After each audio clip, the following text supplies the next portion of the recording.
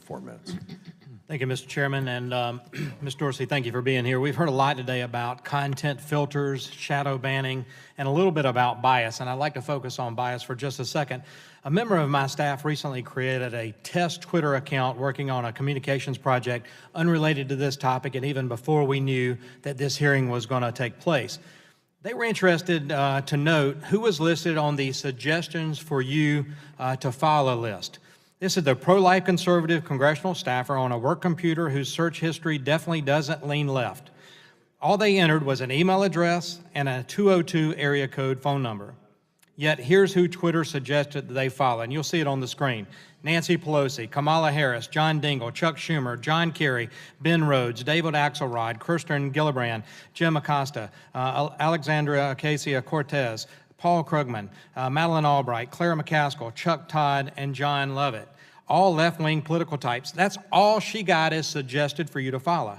Forget the fact that there aren't any Republicans or conservatives on that list. No singers, no actors, no athletes, no celebrities. She's a 20-something female staffer.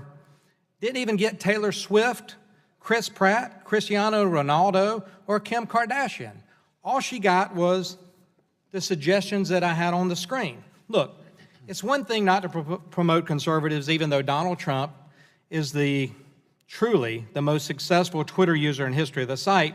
Say what you want about what he tweets, but President Trump has utilized Twitter in unprecedented ways to get around the traditional news media.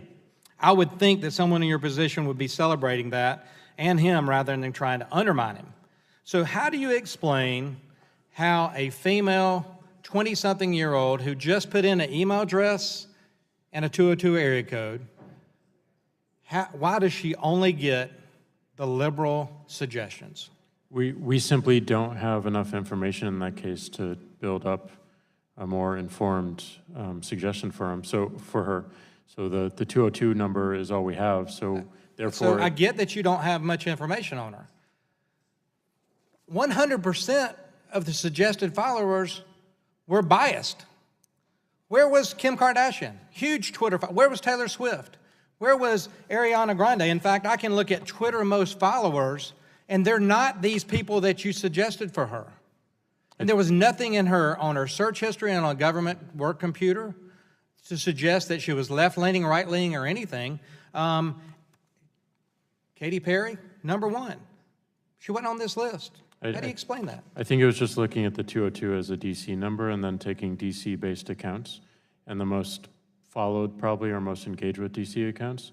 As in the 202 area code area? In the 202 area. Okay. Where's Bryce Harper? Where's Ovechkin? Where are the Capitals?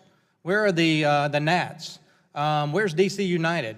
Where are the sports teams? If you're going to use 202 area code and say that's one of the filters, where are those folks? You know, outside of the political arena. There are no athletes, there are no singers, there are no celebrities. There were only suggested political figures of a very liberal persuasion that were suggested for her to follow. Nobody else.